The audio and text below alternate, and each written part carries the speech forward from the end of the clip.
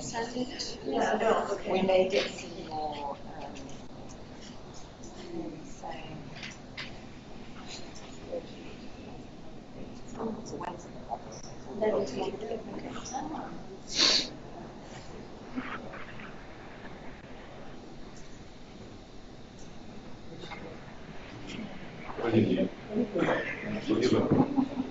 You know what, you can presentation here, this here, and then It's okay because there's no one that's going to be, it's just on the phone right now. James is on the phone.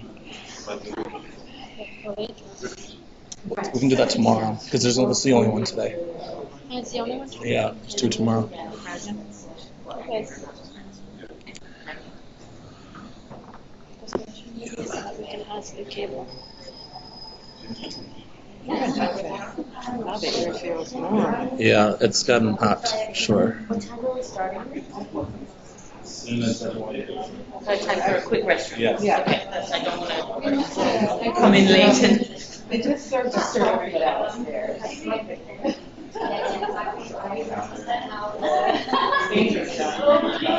Yes. All right, is it all right? So we're going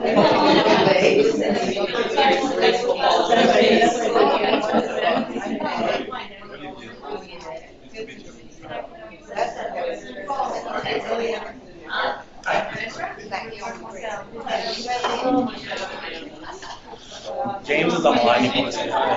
Yes. Hey, James. Can you hear me? Hello there, May. Hello, May. How are you?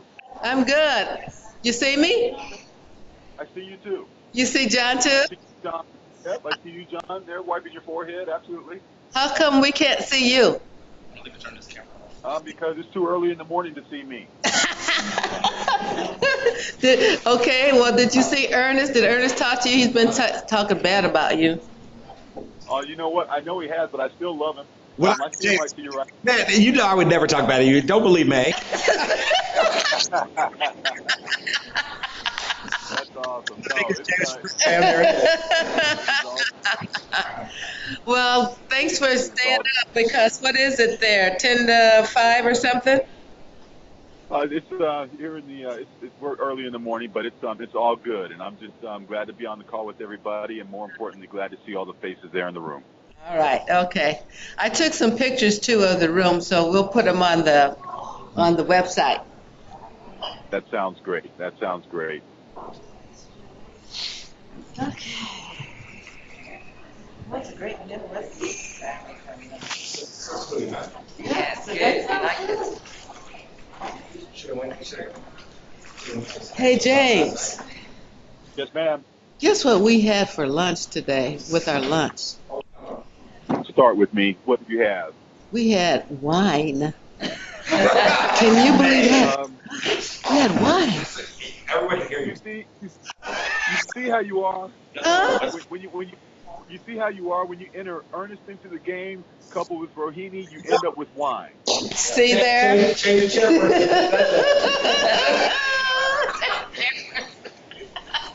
And yes, am I jealous? I am indeed. I'm very jealous. So, but I hope you all have a great time. I'll let you go. Have a really good time. James is really using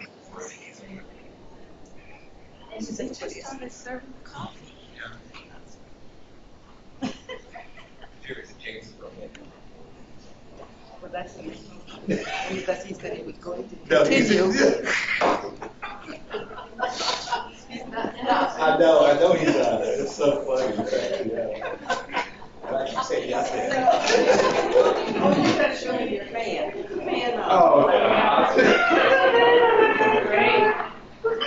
I put it on my to-do list before I really.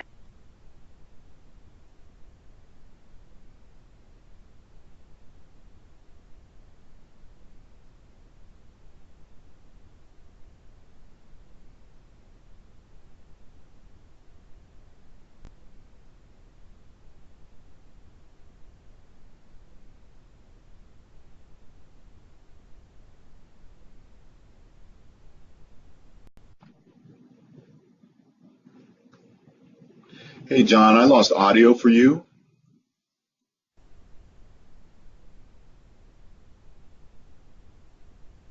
Yeah, I was just putting you on mute for a second. I was on mute. Okay. Figuring it on the computer. The camera. All right. Sounds good. I'm with you now, and hear you well. Okay, good. Radio camera finally. It is you use that or you have another? We don't need a. He's not. He's on the telephone, so it'll be. He'll see everybody in here, so it's okay. You don't have to stand in front of it. He'll hear you really well. Yeah, I will hear. I'll do just fine. Who is there? And so you will put Yes, on and the then- clicker. Okay. Okay. Okay. So Winnie is not there? Someone Winnie is not there?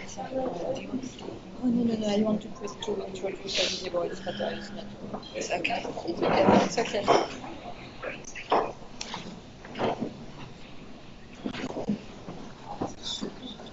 Okay.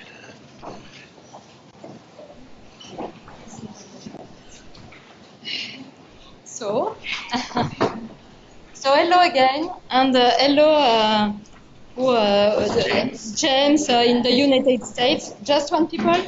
Yes, one person. Okay. So thanks. So I am Bernadette Giard, Global VP Diversity and Inclusion at Sodexo, and I will share also the work we will done. We are going to do with Olivier Boyce from Forum Refugee, and I will introduce him at the end of my presentation. So thanks a lot. And after this pleasant break and long break, finally, I think, I will speak now about the work we are doing around the topic of culture and origin. Thanks a lot, Conference Board, for offering us this opportunity to speak about this good topic. And about this theme, we began 1 year and a half ago. So we are proud and very happy to present this work. This work is about implementing a global framework around the world and to follow the different initiatives country by country. So just the agenda. After a short presentation, I will give you the main reason why we have chosen to work globally for culture and origin. What is the business case? This will bring us to speak about our commitment and our strategy. And then concretely, I will explain to you how we are moving forward with the help of an advisory group and with 4 focus areas. And then we will talk more about refugees and about example of action we have. To conclude, I will give you in advance the commitment we will take in some days around to hire refugees around the world. And then I will introduce Olivier from Forum Refugee.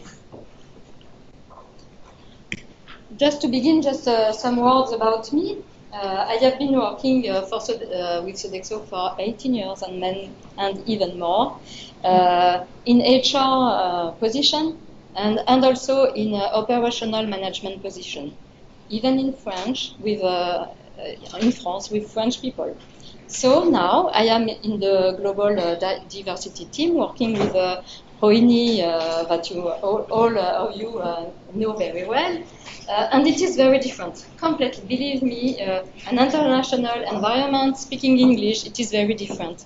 So my experience, even I am far from being in the same situation as refugees, I can understand better some obstacles they face, and especially with the language barrier, because it is very difficult when you can express exactly what you want to say, what the idea you have.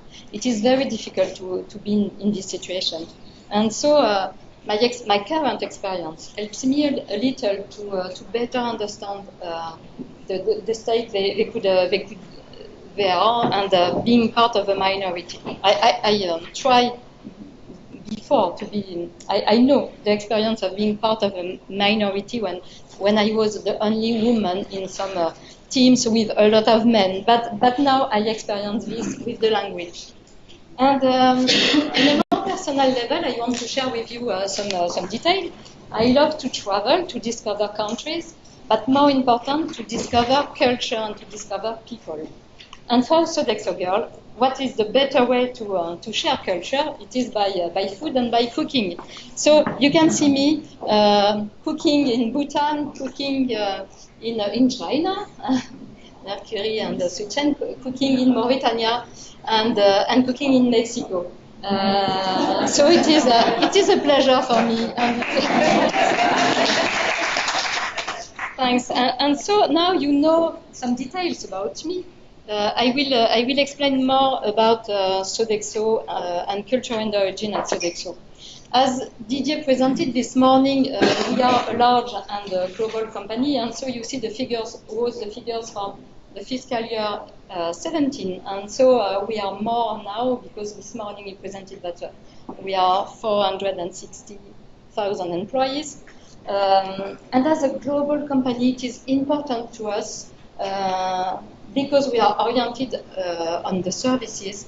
It is important not only to take care about our employees, but also to understand the needs, to understand the perception of our clients and consumers. And so it is essential for us to have a workforce that represents all the culture and and all the countries than the people we serve. So we spoke about this morning about diversity and inclusion, but yes, diversity is our fact, but inclusion is our choice, and we want to do the maximum to be fully inclusive. And so why is culture and origin is a topic important for us? You can see the figures speak for themselves, and I can take only two examples. US millennials, 44.2% of US millennials have a minority race or ethnical background. And most important also, you can see that 1 in 5 immigrant workers is poor, comparing to 1 in 10 for the native-born workers. So yes, it is an important part of the business case. The second point, very important of the business case for Sodexo, is that it is a business imperative linked with the demographic changes. And as we all know, the world has become global. The people travel more and more, and not only as me for discover, but they travel to work and live.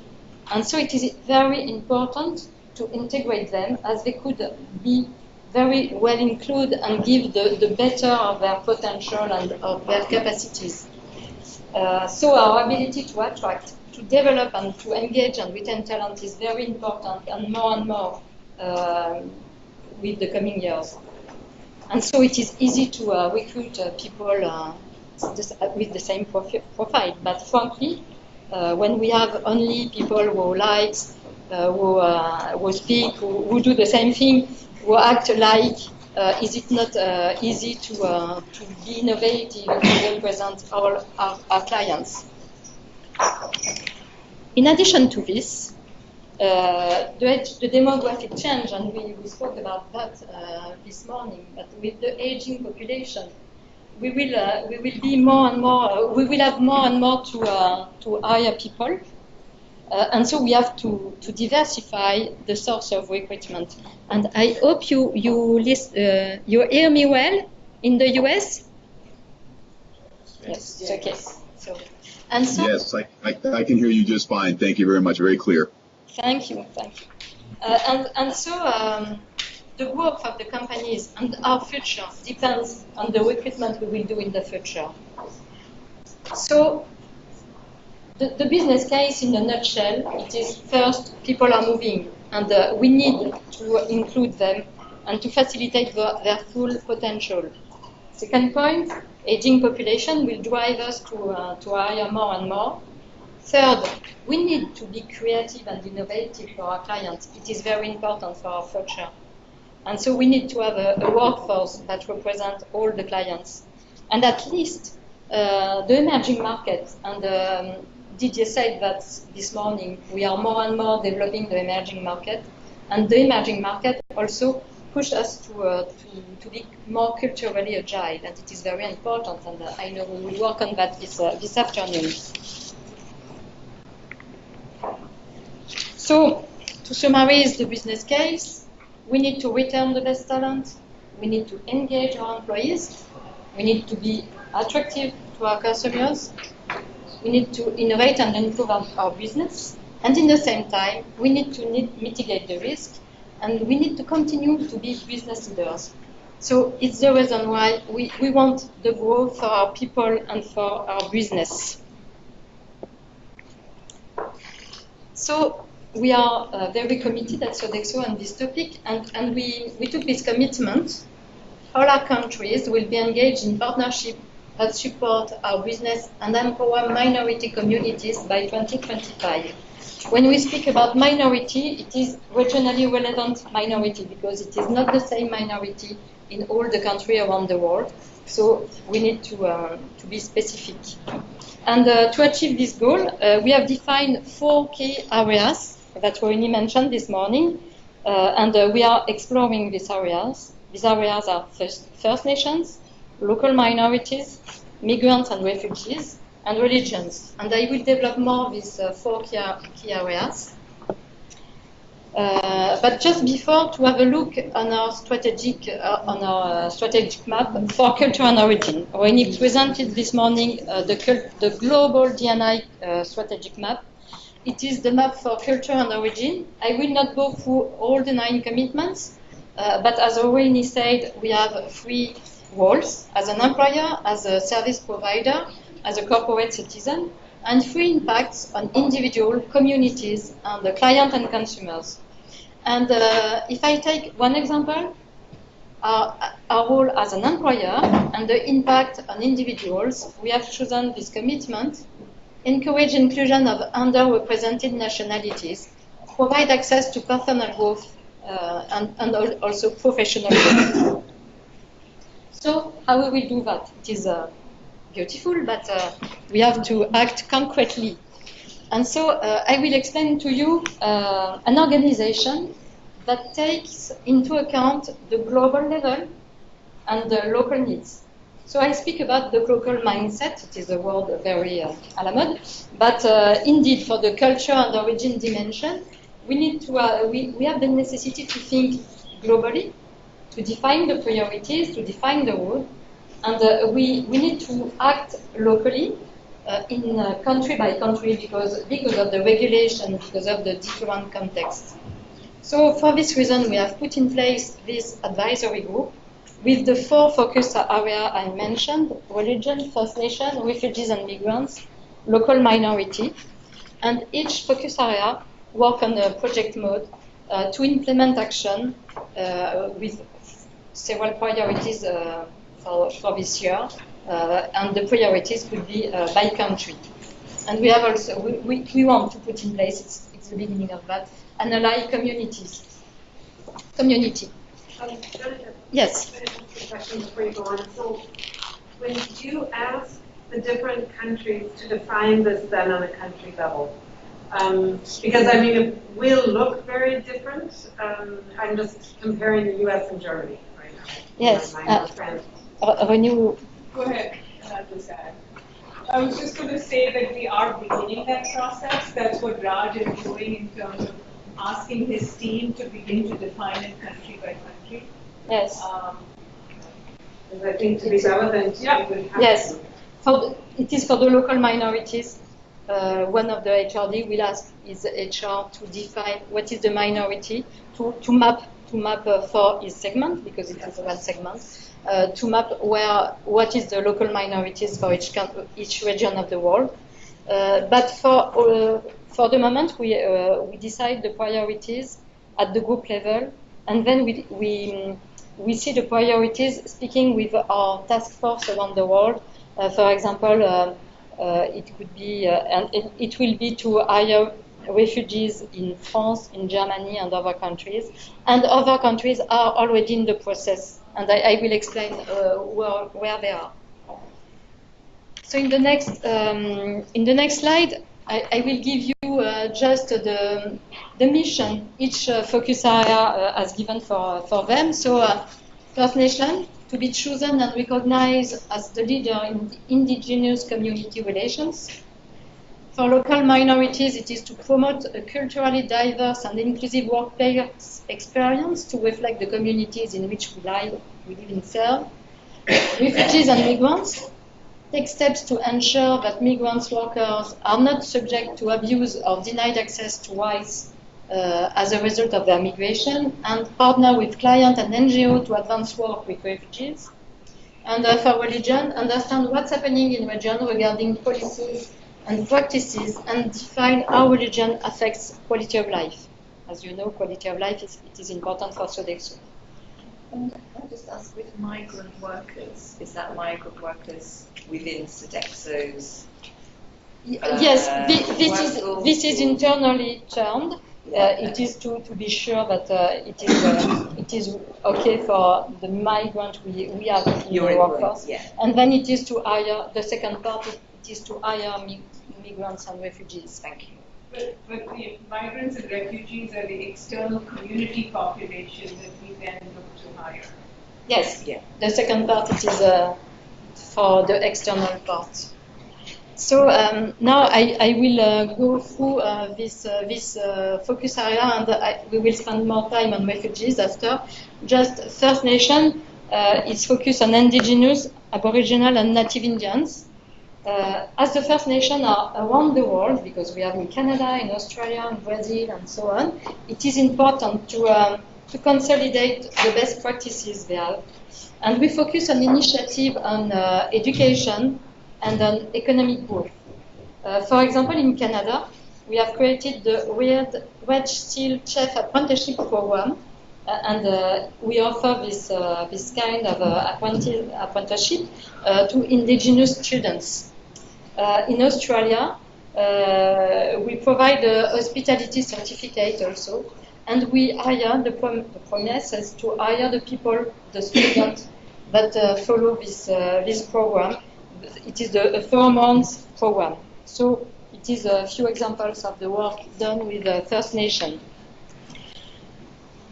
For local minorities, this action we are leading at the local minority, so relevant region by region. It is very important because it is a critical talent pool, and we need to recruit in light with the talent shortage. So we have developed a plan to support this employee population, and we work specifically on recruitment, on learning and development, on talent development, and on awareness. So for religions, this area is focused more on what's happening in the 12 regions, so Sodexo 12 regions, regarding policies and practices in the workplace relative to religion at work. We are also exploring the needs for providing a toolkit for managers and for our leaders, because sometimes it is very important to have the direction and to have advice on how to react for the religion. And as an example, we have designated rooms, it is difficult to say, in some countries where employees can pray, meditate, be still, and breathe. In the US, this room is called as the reflection room. But for this specific topic, I know that Vinci is very well advanced on that, and I am looking forward to hear Tanguy, my colleague, tomorrow. So now, the refugees. It is a very important topic, and it becomes more and more important. Each day we listen a lot of things around this topic. So we want to recruit refugees and migrants, and we want also expand our commitment, and I will give you more in 1 minute. So refugees and migrants, don't forget that we have 244 millions of migrants in the world, and 73% of them are in age to work. So it is important to integrate them, and it is a source of talent, a source of recruitment, and it is vital to have them in our workforce. And also refugees bring their life experience, and it is enriching for our own team to mix all this kind of experience. But each country each country has its own policy on how we can welcome and incorporate the refugees and migrants in the workforce. And several regions for Sodexo are actively engaged in recruiting refugees in their team. I will give you more some example about Brazil and Sweden, and then what we want to do for France. So we see these examples. We will see the example in the next slide. But in advance, I want to share with you the global commitment we want to take with the 10 Foundation in some days. So it's in advance, but it's not. We want to share what 10 Foundation is. It's the CEO of Chobani that has. Yes. It's his foundation. Yes, and it is important to partner with them because they have a vision, a global vision, and they can help us to work with NGO in this country or this country. And so we will take the commitment at the occasion of the meeting with the World Bank. Sodexo will seek to hire 300 work-eligible refugees by 2020 in 2 years in at least 4 countries that are United States, Canada, Brazil, and Sweden. This don't prevent to work on other countries, but we are engaged in this country. Yes, Christian. Just to make a comment, we will also be at this event because we're becoming members. Okay. But we're looking for other companies, especially in Italy, to join with us because, as you said, there are no government programs in Italy. So we had to kind of invent our own, and we were talking if we can join with other companies to not invent it all individually and do it. We can help it. Yes, we could talk. Yes. So we have a president. So I will be there. Yes, perfect. Thanks, Christine. So this is our commitment. Now I will share the example of Brazil. And so for the example of Brazil, the sentence I keep is commitment is contagious. Let me explain this example. In terms of refugees, Sodexo Brazil has become a reference in Brazil with the Brazilian market. Since 2015, Sodexo Brazil has hired more than 70 refugees for the site on all the Brazil. And our colleague responsible for this project emphasizes that the commitment of the refugees is very important, and also it becomes the commitment of all the team when they hire refugees in the workforce. So she said the gratitude they have for the opportunity they have been given by the company makes the people around them motivated too. Commitment is contagious, and that's fantastic for the company. So it's a good news, and we can share this example with many HRD because it is a new sourcing, but also it is a way to have people very committed. I can share with you also the example of Sweden. So Sodexo Sweden works with the Swedish Employment Office to offer 200 internships. It was in 2017. And so this initiative gives new arrivals the occasion to learn, the occasion to access the market and develop skills and interact with the Swedish. The key points for this experience is that there are many arrivals in 1950, and so the government also take decision, and they pay a big part of the salary, and even 70% of the salary. So it is a very big help, and it is important for this country to work in this way. They have also the support from NGO.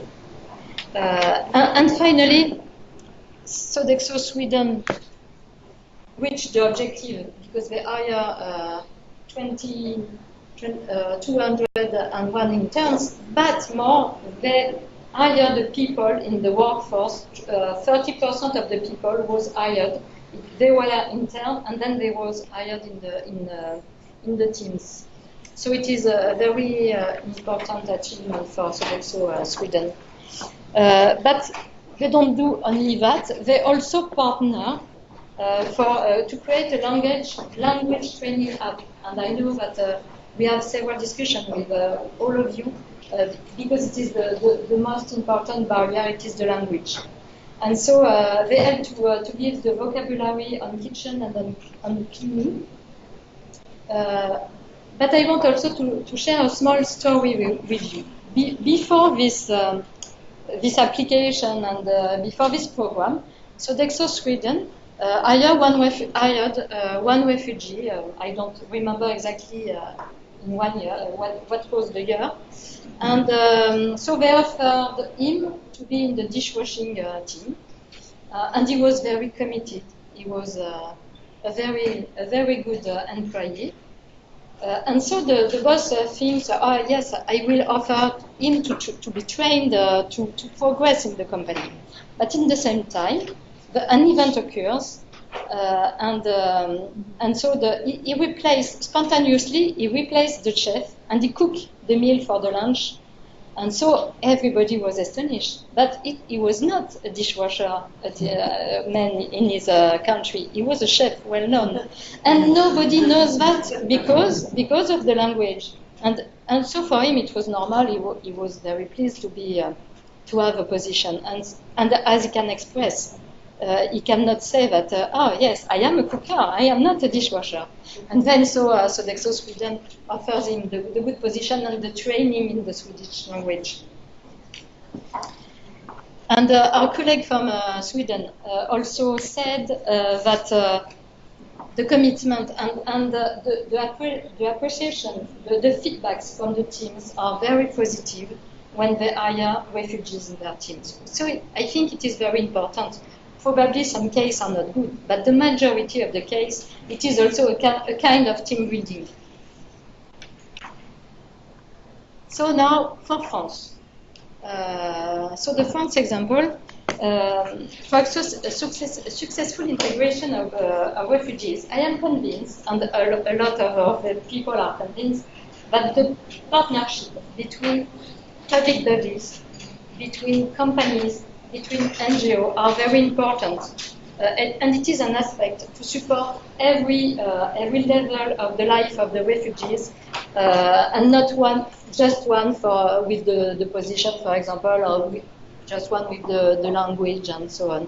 It is important to accompany them, to have a house, to have the paper in the good shape, to have the right to work, to have the language training, and to have the position. So it is a chain. I don't know in English what is the word in chain. It is a chain. It is a chain of help.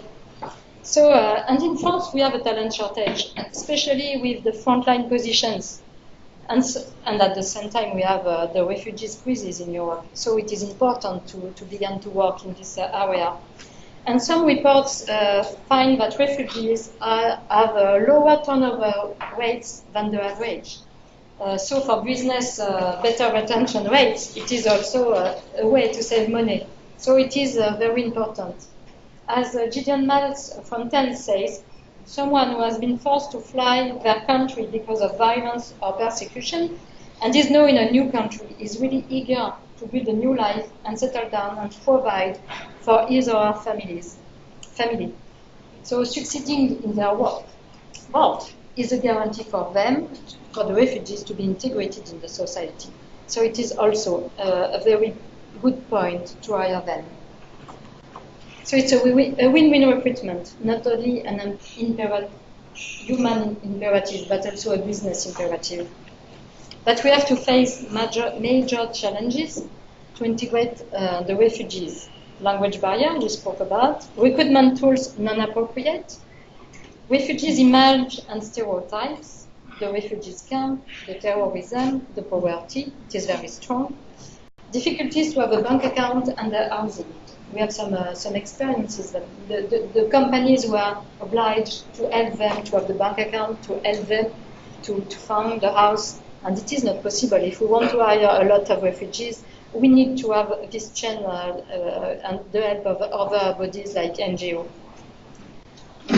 And the key point also to integrate with success is stability in the workplace, social relation, and global accompanying. I have an example. So you know that Le Nôtre, it is a brand of Sodexo. It is a catering for big events. And we have the dessert from Le Nôtre at this lunch. And Le Nôtre offers 2 positions for refugees. But Le Nôtre is located around Paris, in a suburb of Paris. And we never succeed to find refugees who live near the place where Le Nôtre operates. So it was not a success. And it is the reason why I said that it is not only to offer position, it is the global accompanying and the partnership who has a value. So that brings me to the end of my presentation, and I want to share a little video that the sponsors of Culture and Origin have made. It is an homemade video. And then I will introduce Olivier to you, and Olivier will speak about foreign refugees. So this video is made to communicate internally only to all our employees about culture and origin and why we are doing that, and about the 4 focus areas I presented.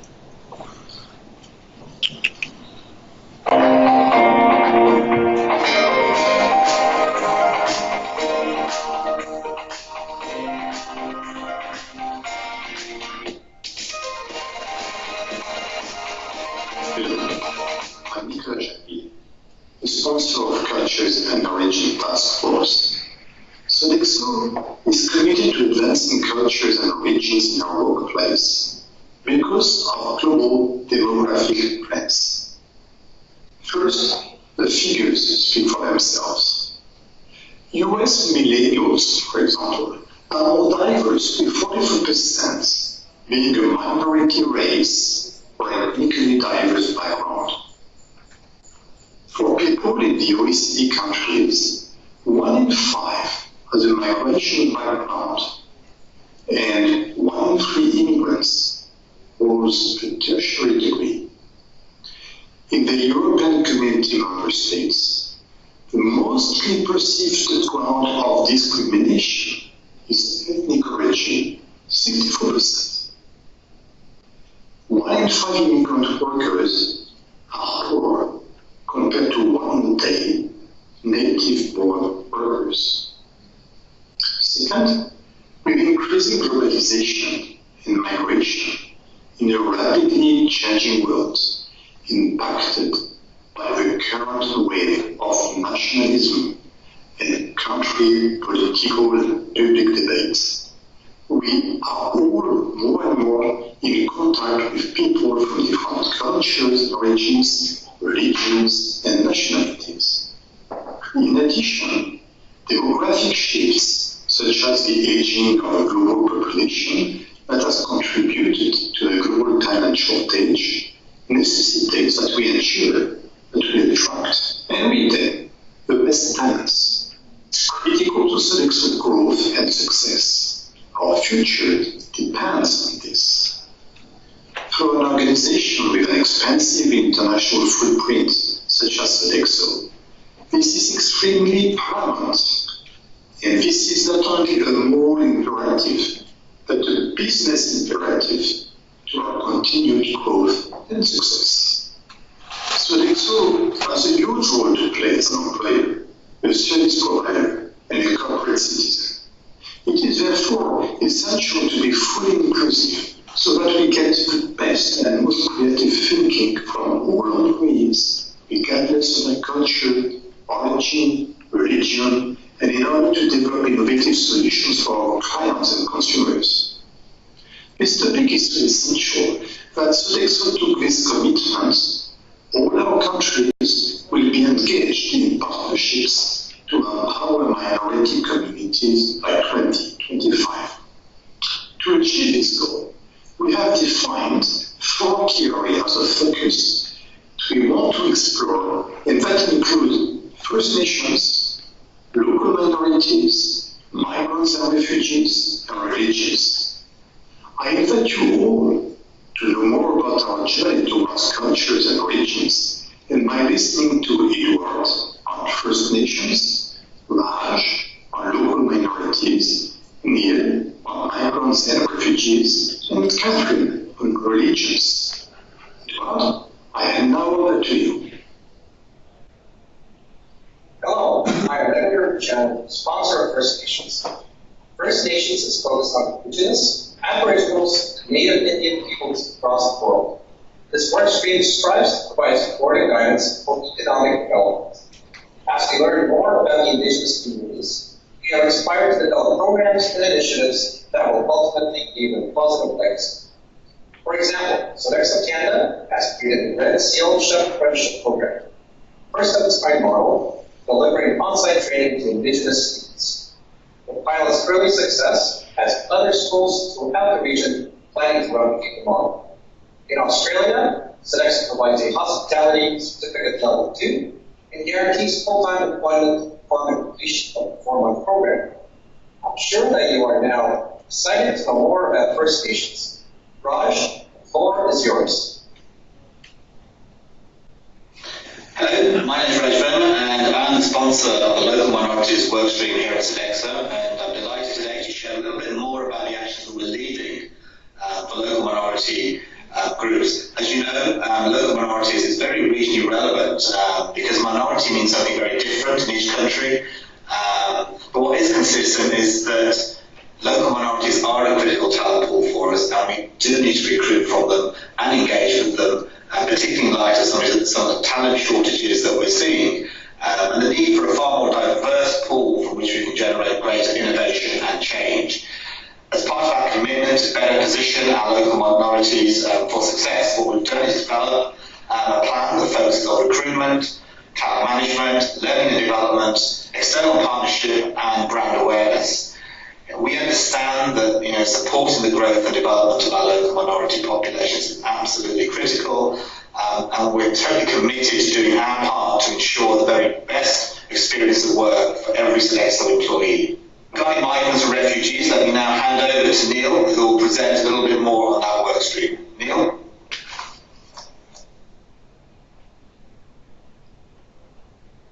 Hello, I'm Neil Barrow. I'm the sponsor for Refugees and Migrants Workstream.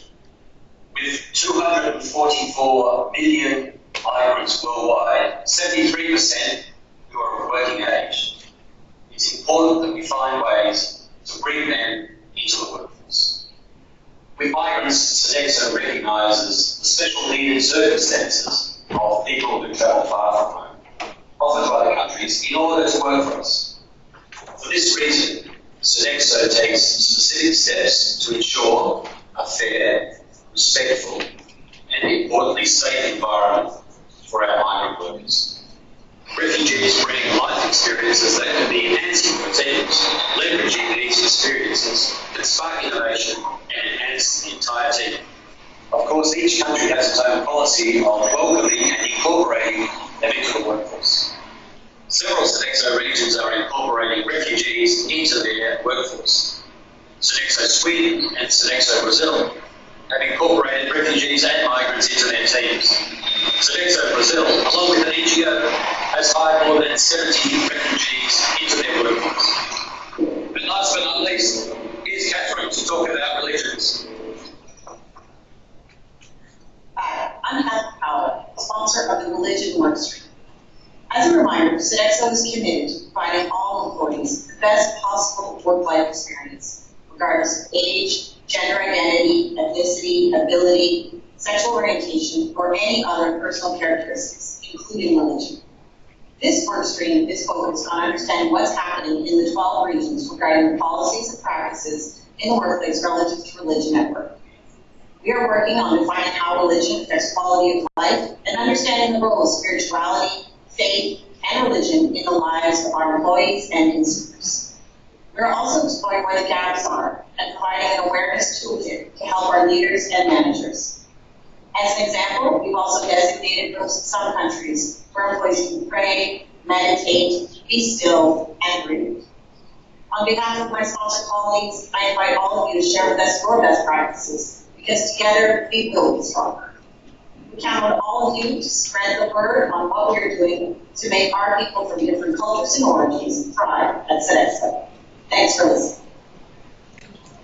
So thanks our sponsor, and thanks also Switchen, who helps me to edit the video, because it was, as you know, it was several video, and I was not able to gather all, and so thanks Switchen. So thank you very much for your attention. Now I have the pleasure to introduce Olivier Borlius from Forum Refugees. Olivier Borlius is director for the integration of refugees. He's a French and Brazilian guy, 48 years old. You look younger, Olivier. Thank you. And he joined the management team of Forum Refugee 1 year ago, and previously worked in the human handicap and the humanitarian environment in Haiti, in Brazil, and Ivory Coast. So I'll let you to continue to present you, Olivier, and to present the work you have done with the refugees. Belinda, did you want to have questions at the end Oh, yes. of this, or now? Or after, perhaps? Okay. Or now. I think maybe just to get some interaction. Yes, okay.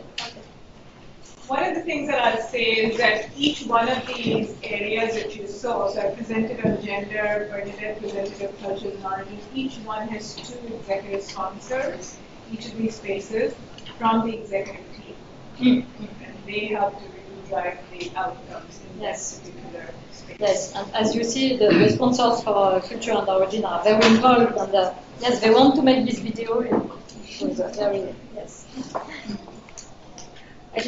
Maybe it's a question for the broader group.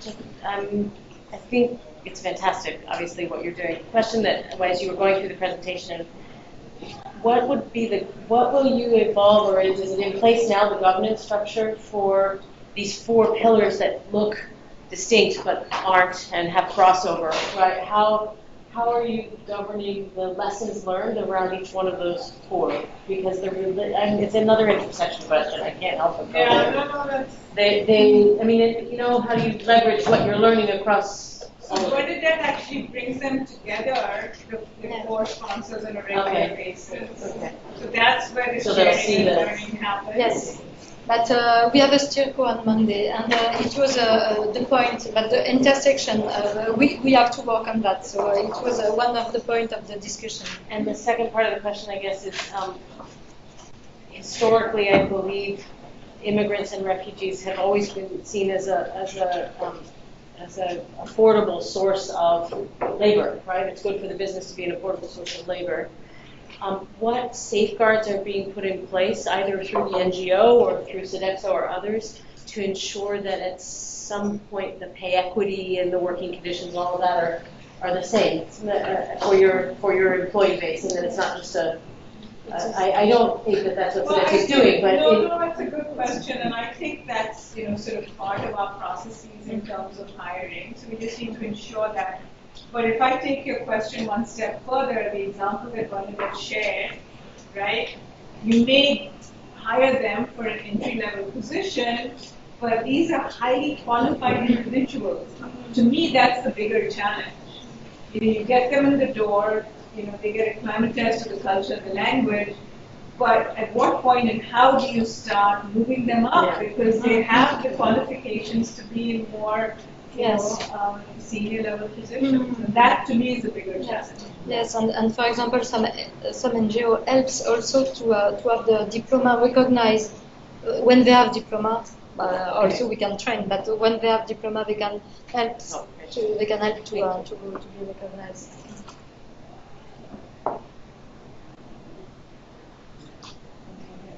I was just asking, do you have, I'm sure there are leaders in your business who are global leaders or who lead businesses in have associates or employees who work in multiple regions. The reason I'm asking that question is we were going down the path of looking, and it's highly important, and I commend you on thinking about minorities defined by country or defined by region. But that begins to, as you roll that up, that begins to get very heavy for parts of the business now to focus on 25 different dimensions of diversity, right? Or a leader to build a strategy that's focused on, 30 dimensions of diversity. How are you planning on managing that as this starts to roll up, particularly if I'm a leader and I have folks in multiple regions, how do I manage a strategy? Thinking about that many dimensions of diversity and the intersectionality of all of those different dimensions of diversity. It's the quintessential question, right? But that's how you No, there's, in our space, there's very few, if any, folks that have addressed this issue globally. Yeah, absolutely. So I think, we're also, like everyone else, at a very nascent stage. Gender, I think we're doing a lot on. Disabilities, we're doing a lot on. But in this particular dimension, we're at a very nascent stage. We are addressing it in the UK, in Canada, in the US, of course. And then where First Nations are the minority population, as in Australia, for example, or in Peru. These are places where we're addressing it. I don't know of any other way to do it, other than to basically have them identify who the sort of underrepresented groups are in a particular country. And it really has to be, the execution has to be local, because you can't, so, which is why Raj actually is gathering this data to find out, how you define underrepresented groups, and then putting together something that can be it to. But it has to be local. I mean, I don't know if folks have addressed it any other way. I'd love to learn. I'm just starting with myself, but in a couple of weeks, I'm going to present to our operating committee that we got to even make female gender for underrepresented groups, because our work is all over the place from a regional perspective. We're taking it from that level first.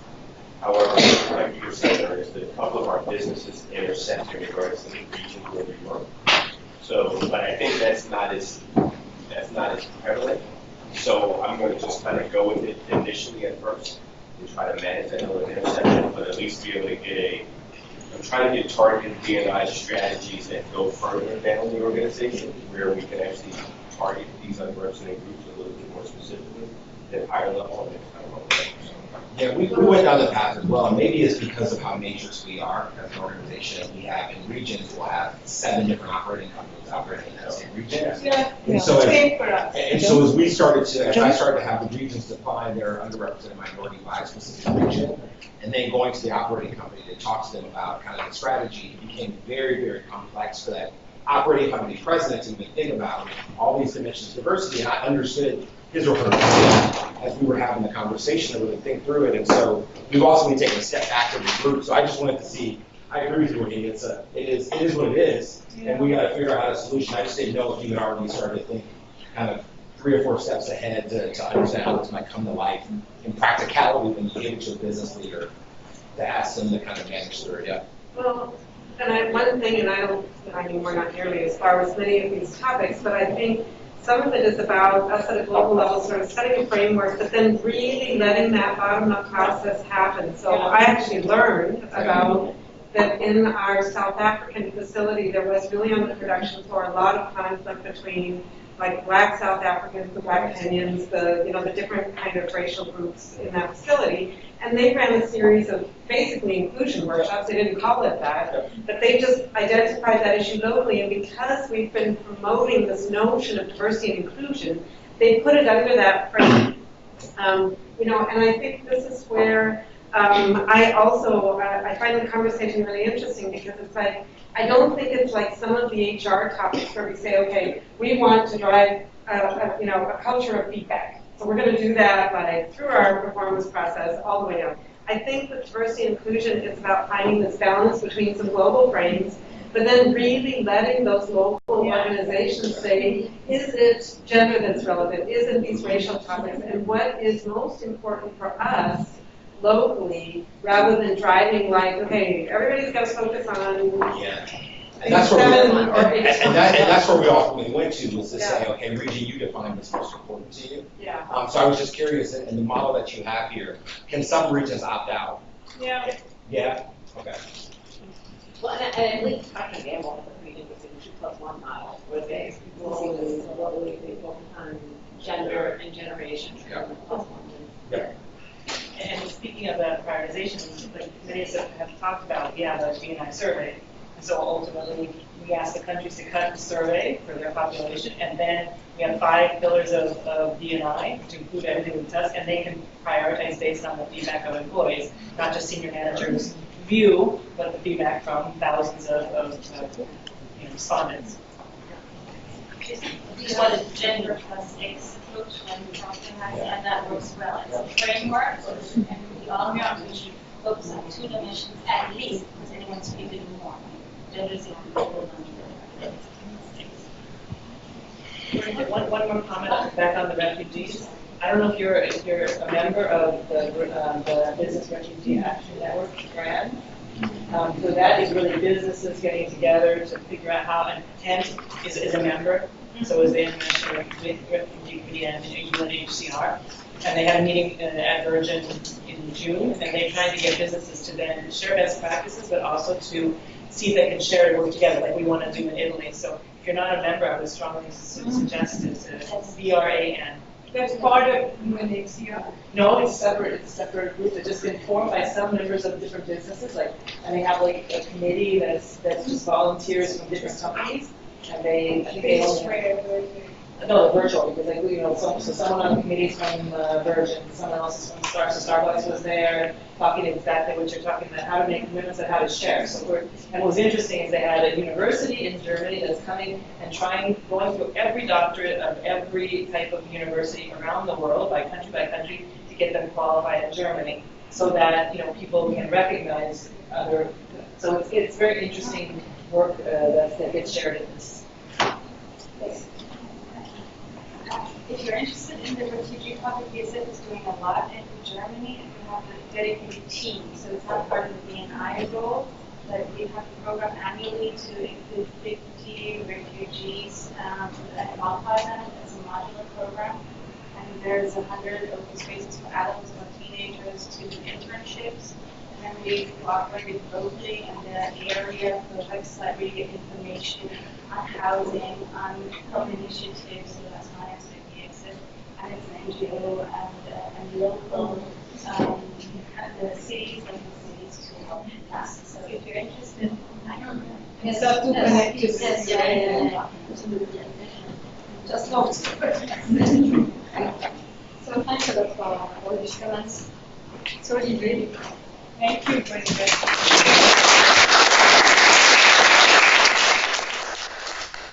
Hello everybody, I'm Olivier Borius.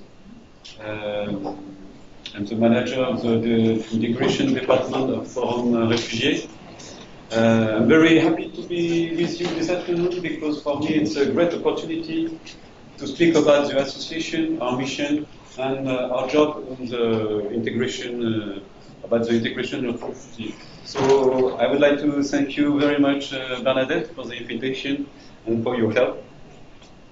And before beginning, I would like to apologize my English because I haven't spoken English since a long time, so sorry, be indulgent with my English.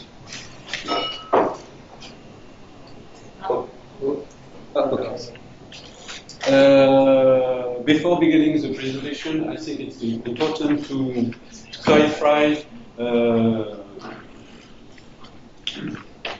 figures, notion, and definition about the asylum. Asylum is part of the immigration. In the immigration, you have to hear economic immigration, family immigration, immigration for studies, and humanitarian immigration. Asylum is part of the humanitarian immigration, and the humanitarian immigration is only 12% of the immigration. Economic immigration, family immigration, around 70% of the immigration. First point to clarify, I think. In terms of definition, asylum seekers is someone who want to find a protection, an international protection, because in its own country he is persecuted. 5 reasons of the persecution: religion, race, should I say ethnical group, nationality,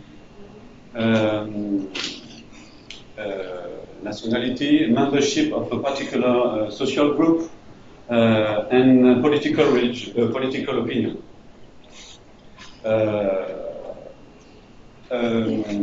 A refugee is someone who gets the status of the refugee. So he was asylum seeker and he becomes a refugee with the obtention of the international protection. And they don't have the same rights. The asylum seeker has the right to have an accommodation in an accommodation center, have the right to have financial assistance, around 200 euro per month for one adult, and if you have a family, the amount is different according to a scale. And the refugee has exactly the same right as a French citizen, except the right to vote. So, on the figure, you can see that on blue, the evolution of the asylum application is increasing to reach last year 100,000 applications. According to about the protection decision, it's the same trend as you can see. It's increasing to reach last year 31,000 of refugees, and the rate of application, the protection rate is about 35%. Just one more thing. 100,000 of application, it occurred in the 90s and the 80s, this kind of level of figure. It's not the only one time.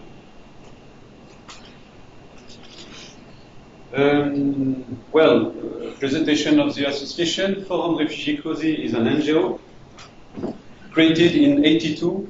Actually, Forum Refugee Cozy was created with the merger of two associations. The association Forum Refugee, created in '82, and it's a refugee and asylum side of the association. And the other association, Cozy, is the international side of the association, created in '90. And the merger occurred in 2010. 4 words to sum up our mission: welcome, protect, support, defend. About the reception and guidance of asylum seekers and refugees, I will say some words in a few minutes. Defend the right to asylum is about our advocacy activities. Maybe you know that the government has just voted an immigration and asylum law, and Forum Refugee Cozy has been pretty proactive to defend the point of view with the member of the parliament. That's the kind of advocacy that we do. Promote human rights and the rule of law. It's the international side of Forum Refugee Cozy. Indeed, we manage different kinds of European and international projects. For example, in Democratic Republic of Congo, we work with different NGOs on projects about sexual violence. And in Niger, we have just opened an office in partnership with the High Commission of Refugees to try to develop the legal immigration.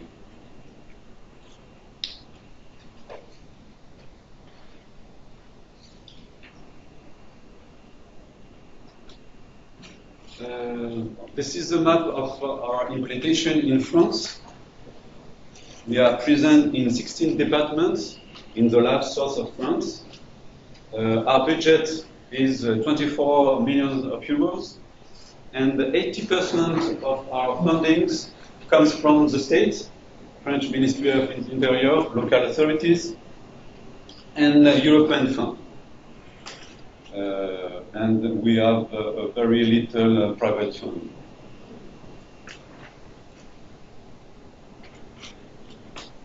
As you can see, this is an umbrella. The umbrella for us is the symbol of the protection, so it is also the symbol of Forum Réfugiés COSI. And it's written, il faut protéger les réfugiés, we have to protect refugees. And every year, since 1204, during the International Day of Refugee, Forum Réfugiés COSI organizes a march in Lyon, but now in different other towns, a march to sensitize the public opinion, and with this envelope.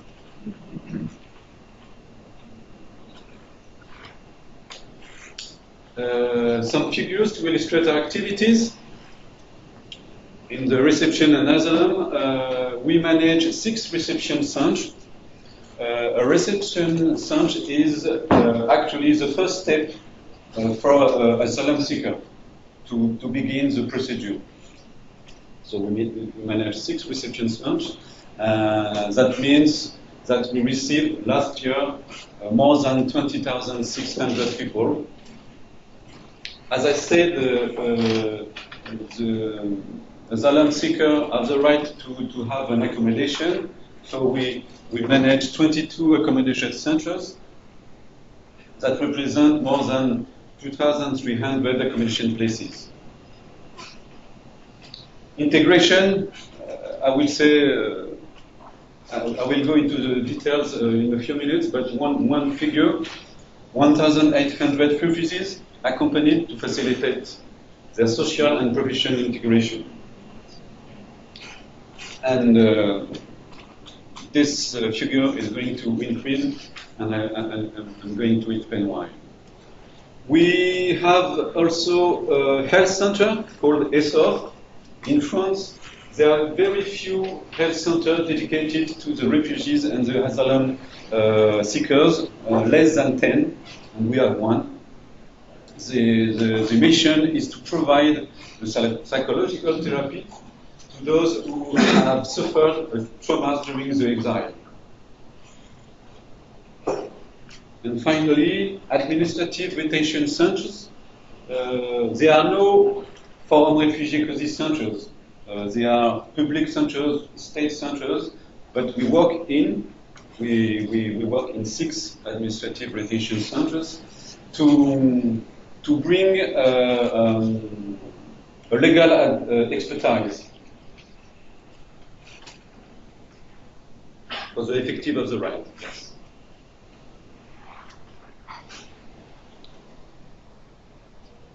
Well, my department, we manage two departments, resettlement programs and integration programs.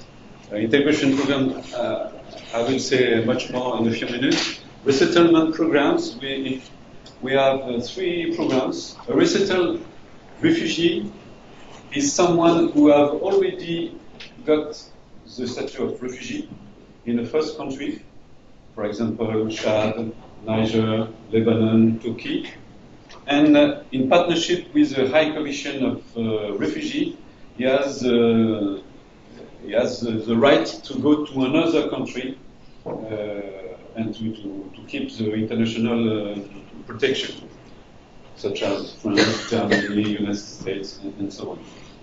Generally, this kind of refugees are very vulnerable. So 3 resettlement programs, and notably one, we have the goal to receive, to welcome, and to accompany 500 Syrians from last year and to the next year. Integration programs, we started to work on this program in 2002 with a program called Accelerate, in the sense of to accelerate the integration. Now, every program that we are building called Accelerate, and we are present in 10 departments. So 10 programs for 10 departments. As I said, we began our work about the integration in 2002. And so we have a strong experience about the integration, and we identify different principles. And every program that we are building are based on these principles. The first one, as Bernadette said, is a very important one, global approach. The aim is to provide, indeed, a coordinated answer to housing and employment issue. We have to take account in the same times the housing issue and the employment issue. It doesn't mean that we have to find the housing and the job in the same time, but there are two issues that we have to lead in the same time. Collaborative scheme, very important one, principle, because no one can say that he has the solution on his own. We are obliged to work together. Everyone has to play his role, and the value added that can bring Forum Réfugiés Cosy is to coordinate all the partnerships, all the partners, to continue to have the global vision of the refugee. Common law. We do not substitute ourselves for the common law, but as we know very well the public, the specificities, their rights, we are able to work with everyone in a partnership way to strengthen the common law. And finally, a big issue, notably for the company, but I would like to demystify, you can say that? Yes, a little this topic. Of course, the language proficiency is important. It's important for a refugee to speak French. The better he speaks French, the faster the integration will be, and so on. But it doesn't mean that the language proficiency must be an absolute requirement. You can also learn French and working in the same time. It's not so easy to. It's one of the difficulties when we work with an employment agency, for example. They put the language level very high, so there's no way to integrate before a long time. So it's a topic very important, but not an absolute requirement. And to develop an app on that also, you said. I will talk about a situation about that, yes. Some figures about Acceler in the Rhône, the department. So you can see that last year we accompanied more than 1,200 households, more than 700 adults in training session, more than 400 contracts of employment, and this year we're going to overcome this figures, this figure, yes. Something important I didn't say and didn't mention, average period of support. Our commitment with the refugee is to accompany them during 24 months. But actually, the average period of support is less than 18 months because they have find housing or a job before. And because the access speed to a training is 4 months, to a work is less than 9 months.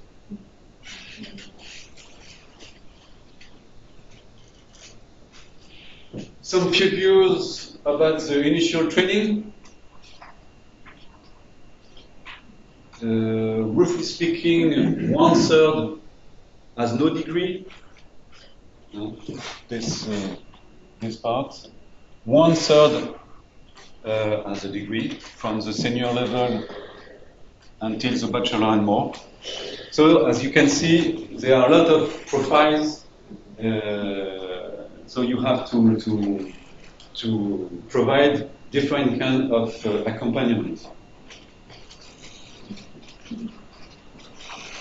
And finally, the main employment sector.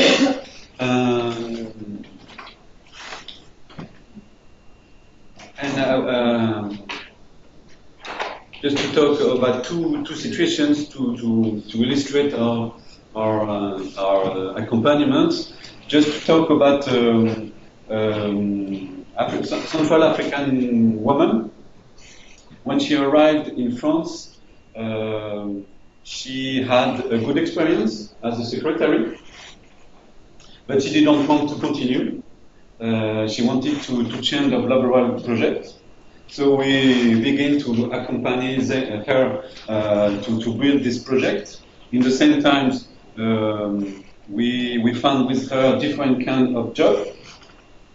Finally, to find a training completely dedicated to its new project.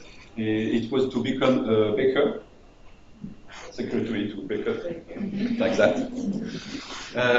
And she began this year, and it's until the end of the year. So she's still in training, and she's becoming a baker now. This situation, this case, is to show that our accompaniment is to begin with the needs and the motivation of the person. And it is a very individual and personalized accompaniment of the person until the integration, total integration. Sorry, is this the number of placements made by your organization into these sectors, or is it the capacity of these sectors to... No, our result with the different companies. And the second situation is about Sudanese man. When you arrived in France, didn't speak French, no experience, no degree. So in this kind of situation, we provide an accompaniment with different stages, different steps. The first step is to begin to learn French. Yes, indeed. The second step is to get jobs.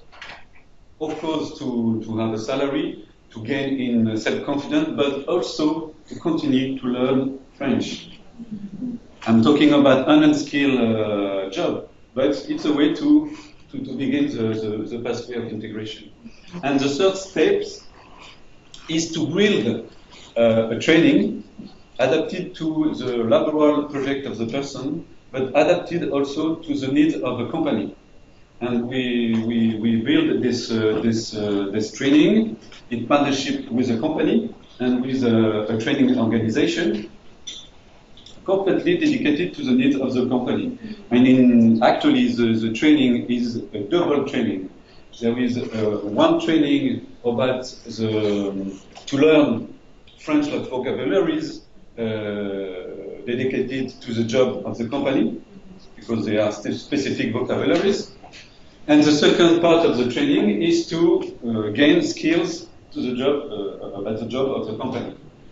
And with this kind of project, they are small projects. Generally, there is a promotion of 10 persons, no more, 15 maximum. Because, as I said, is always completely adapted to a situation, to a company. And this person has joined a training in the logistic sector, and is going to have normally the training is a success, and normally the commitment of the company is to hire the refugee after the training.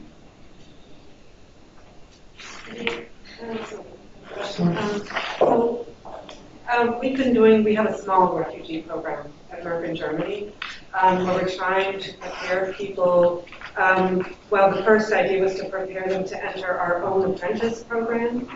What we're learning from that is also that there are also cultural issues. Yes. So do you also work with them about, because sometimes like they're coming from a culture where there's a strong notion of family, and then they think, oh, I'm in the Merck family, so now it's all fine, and if I don't come, it's okay. Yes. And so I think at least it's really been a learning, not my own, but the guy who runs this program. So how are you also supporting people?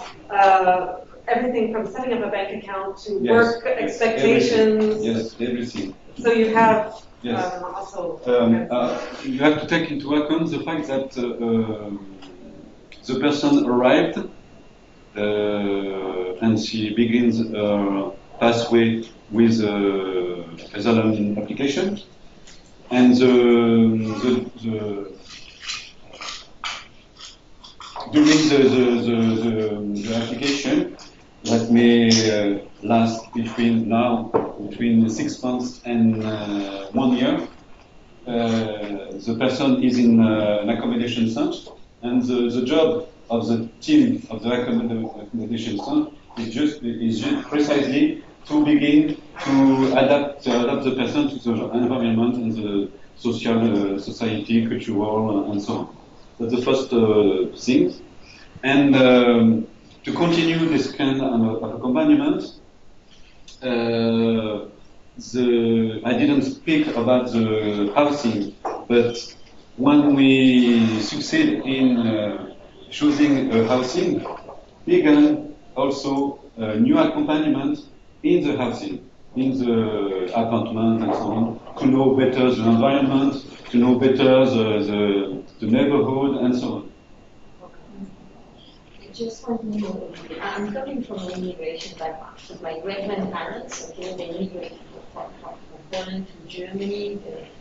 My grandparents were in Germany, and then they immigrated to local France, okay, to the Cascade, where we had coal mines and so on. So there was really, I could feel in there was really this strong will. At the same time, keeping that culture, okay, still speaking Polish, okay, at home, but they learned German because they went to school in Germany. They learned French because they were kind of working in France. And this is something we criticize a lot the migrants, okay? How much do you feel the same? Because I could feel that. Of course, they had one dream to go back to Poland one day, especially my granddad, okay, he died peacefully in France. But I think, do you feel, I would say, this will of integrating and doing the right things and so on? Is this something that, because I think when somebody has a drive and a will, I think anything is possible. So do you feel that in the migrant population, that they really want to integrate, they need to want to make it, do you feel that or not? And I guess you can build on that, or sometimes it's difficult also, maybe, or it's discouraging. Or, yes. I think, which kind of attitude do you need? And this is not a tricky question. It's really, not judgmental, it's really to understand what you're facing. Because I guess when you've been, my grandparents don't approach you, neither say they had a so I think sometimes these people have a very difficult past. They were in misery, but I think sometimes people are in difficult in terms of situation. So which kind of situation do you mean? It's difficult because every situation is different from another. But our accompaniment is based on the notion of integration. I'm not talking about assimilation. Assimilation is when we ask for the people to abandon their culture. So we're not talking about assimilation, we're talking about integration. Is the fact that you have to adapt to the society, the new society, without abandoning your language and your culture. That's the first point, and our accompaniment is based on this vision.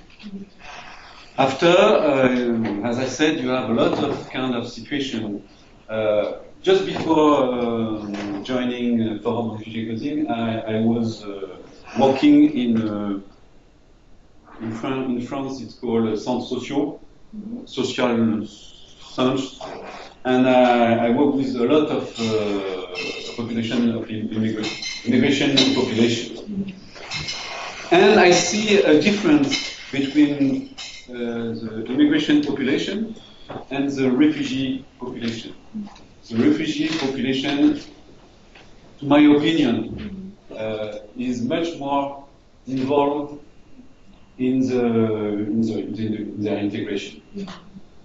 It doesn't mean that every refugee wants to be integrated and so on. But roughly speaking, to my opinion, I see a difference and between the immigration people and the refugee. You showed the graph that was the number of applications for the Yes. asylum and the number that received the protection. Yes. What happens to the people that did not receive? Just my yes, the other percentage along big numbers that do not. Yes, it's a big question. Some of them come back. Go back to their home Yes. country. Some of them stay illegally. So if you're rejected, you can, I guess, try to hide somewhere that the government doesn't find you, or It happens like this, but it happens also that some of them stay in the accommodation center. Normally, it's only for the asylum seeker, this kind of center, but it happens that some of them who have been rejected from the application stay in the center, and that is a problem because we have no right to reject. I don't know if there's the right word to kick them out. Yes. Make them go. Yes. So what is their option? Some of them, after some months, go out because they have found another way, another country, and some of them also try to ask for the seekers asylum in a new country. But the question is complicated, yes. I understand lots of organizations are jumping in and NGOs, but seeing what you see at the level you see it, what can people do, individuals do? I think a lot of us in the room, and I know lots of people who are concerned about the refugee and immigration crisis around the world, but don't know what they can do personally that would have the most impact. Yes. We have 450 volunteers. Most of them intervene in the accommodation centers to begin to learn French, notably. Some of them propose to help the refugee to be more move, and to get a job more easier. So we work with a lot of volunteers. That's a way to involve yourself in the movement. We have some employees in Parma who work with a local organization to teach refugees math, basic math skills. Yes. Because from the demographics you showed, many have not completed school at all. Yes. And to live in a society where you don't know what type of change you should get when you buy something, no matter what your job is, you need to have some basic, even if you just to use the calculator on the phone. The challenge that Switzerland, I live in Switzerland, and the challenge that Switzerland's having is there's a number of immigrants, professional immigrants, kind of that are there on work contracts or things that are trying to, they want to volunteer, but they don't speak the local dialect. And so because if you don't speak Swiss German, they won't let you volunteer with the refugees or immigrants that are there. And there's this expat community that really would like to volunteer, but they can't because they don't speak the local language. Yeah. So I don't know, it's a challenge. I mean, the refugees, yeah, in Italy, some of our speakers together. But the force on integration is so, like that language integration, that's why I liked your last point of you can still do things without the language first. In Switzerland, you can't even volunteer with immigrants or refugees unless I speak Swiss German. Okay. Yes. So coming back to the question of the language, for us, the most important is to understand the safety instructions in the company. From this moment, you can begin to work. I'm talking about an unskilled job, of course, but it's a principle. And we found that the refugee employees will, of course, learn the language a lot faster when they're in the manufacturing facility. They're speaking all day long. So when you might go outside, you're speaking maybe with people in your own. Yes, exactly. So Yeah, hi, I'm Satu also from Solid. So I would like to be successful in the creation of refugees. I hear what you do with the refugees and themselves. What about the companies too? Do you support companies actually to receive refugees? Because there is work to do as well to be successful actually on integrating them. Yes. Do you support? Yes. The job accompaniment is with the company. There is no other way to do the company. So we work with the company. We try to build partnership with them. And as I say a few minutes ago, the example of the training is exactly that. In France, it's a fleu métier. Yeah, it was not only one company, but you do it systematic. Yes. Okay, sorry. Yes. Yeah, all right.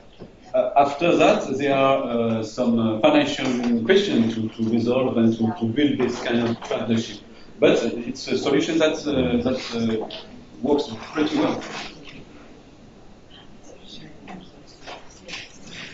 One suggestion I had is just what we can all do in our own teams. I recruited an intern who was a Syrian refugee in 2019. So one thing we can all do is to bring someone into our teams.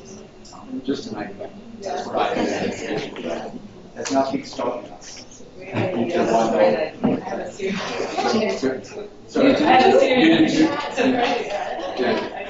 went perfect. Yeah, I like that. And also with the language, it doesn't need to be, it's always also with the language, it doesn't need to always be the native language, that you might communicate with them in Germany, in English. Yes, exactly. And that's what it's about. Yes. Yeah. Yes. And I also like the fact that you really start already with the city council, like you said. Yes. Listen, thank you so much, Olivier, and thank you so much. We're going to have a break now, a 10-minute break. But Olivier, if you can stay and have a coffee and a tea and be around for people to speak with you, that would be absolutely brilliant. If we come back here at, in about 10 minutes, so 3:30, if we come back here, and then we've got the session on cultural navigator. I did my homework, cultural navigator in 10 minutes. Yes. Thank you very much, everybody. Thank you.